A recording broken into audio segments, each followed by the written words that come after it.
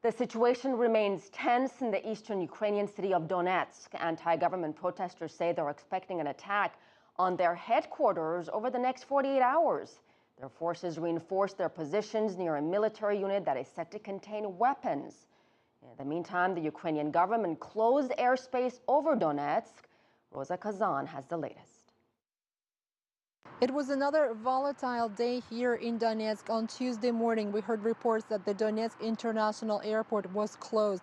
No international or domestic flights were taking off. The press service told us that that was being done based on a government order. That order was going to be in effect until midnight local time. However, already at 3:30 p.m. local time, the airport reopened. Of course, people we spoke to said that they were very unhappy with that decision. We were planning to leave today. My child has to go back to school. I have to go back to work in 2 days. Flights between Moscow and Donetsk remain canceled. They have been postponed since last Friday. The leadership of the self-proclaimed Donetsk People's Republic told us that the order to close the airport was another attempt by the Ukrainian government to further destabilize the situation, as they told us, to further isolate this region. We're now being forced into a full-fledged occupation.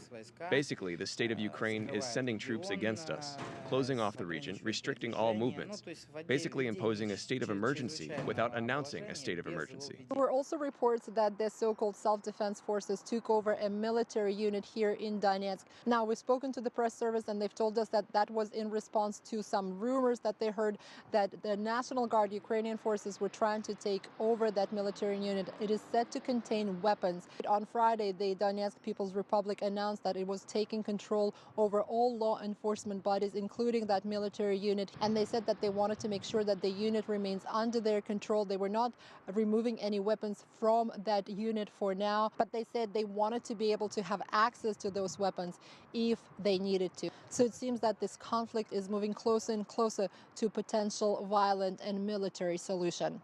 Roza Kazan, CCTV, Donetsk.